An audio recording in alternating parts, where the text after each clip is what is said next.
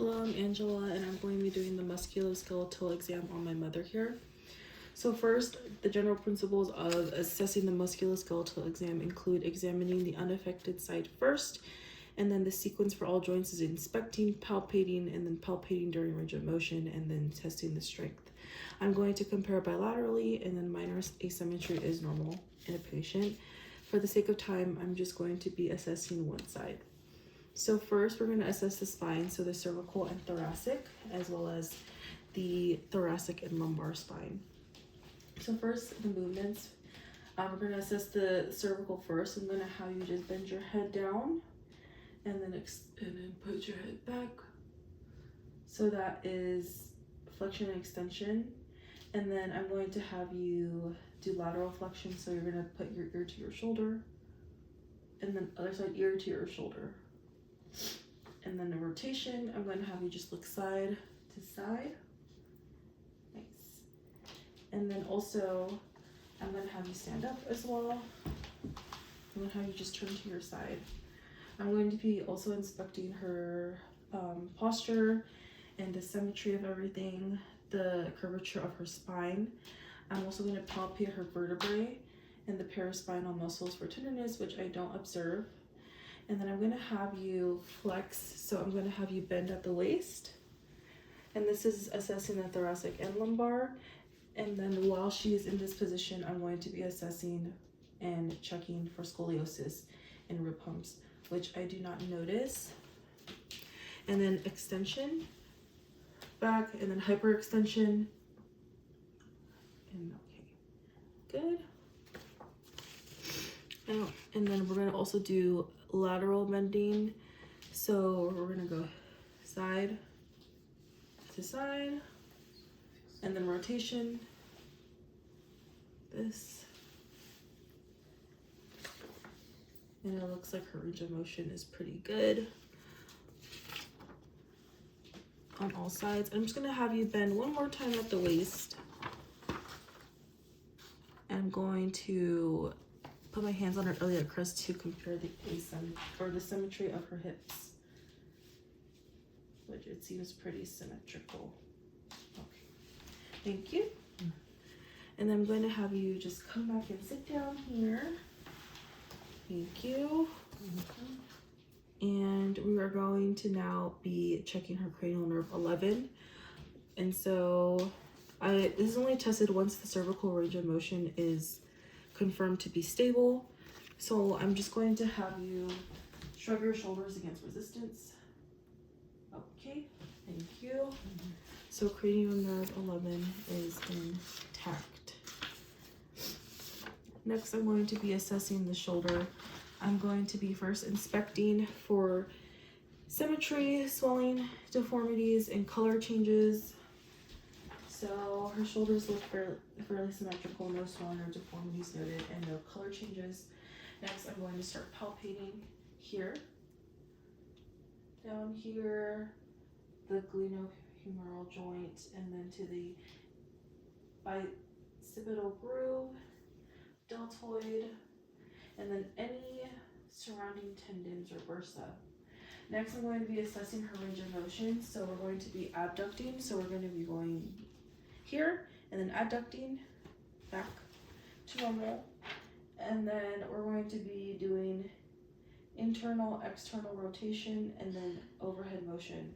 So I'm going to be having you just move your shoulder like this.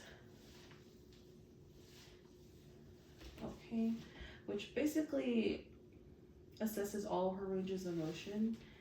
And I'm going to also be palpating for any crepitus. And I'm going to have you do the overhead motion. So bring it all the way to your back. Okay. Okay, thank you. And then I'm going to be testing her strength. So I'm going to be testing the deltoids and biceps. Having your arms go like this, and then just go against resistance. Thank you. And so her strength is good.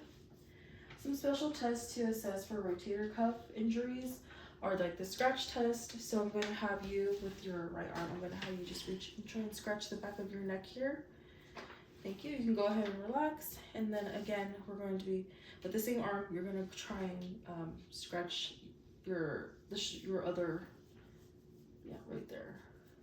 And if there's any notifiable pain noted or discomfort shown on the patient, it could possibly indicate a rotator cuff injury.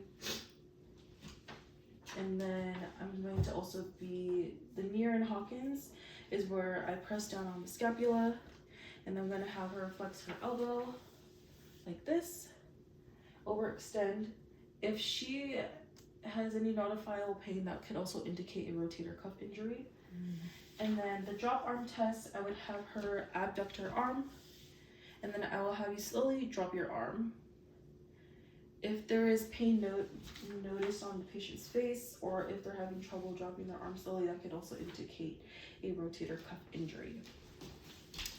Next, I'm going to be inspecting the elbow.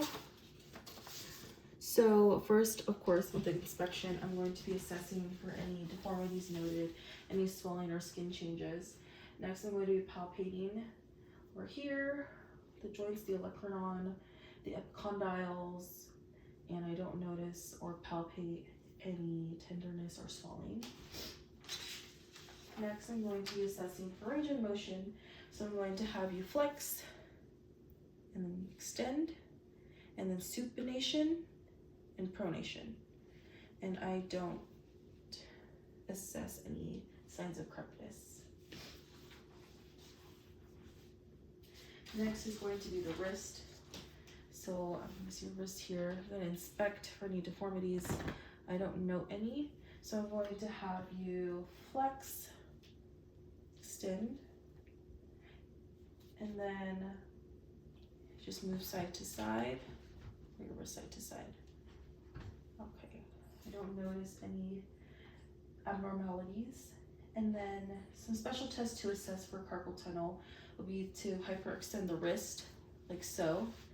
And then I would press on, and then if there's any pain, that could possibly indicate carpal tunnel. And then phalanx, which is, we're gonna have you go into reverse prayer and press hard for 30 seconds. If there's any numbness, tingling or pain, that would also indicate carpal tunnel syndrome. Okay, you can relax. Thank you. Next, I'm going to be inspecting the hands. So I would inspect the joints and see if there's any swelling or deformities, any nodules, which I don't see. And next, I'm going to be assessing her strength. So I'm going to have you just squeeze my hands as tight as you can. Thank you. So her strength is pretty good. And then just assessing for abduction, adduction. So I'm going to have you close and open your fingers like this. And her range of motion is good on her fingers. And then also, some special tests is Finkelstein's test, which tests the deep curve vein. So I'm going to have you make a fist, and then tuck your thumb inside your fist. And I'm going to palpate for any tenderness here, which I do not notice. And then I will continue the rest of the exam in another video.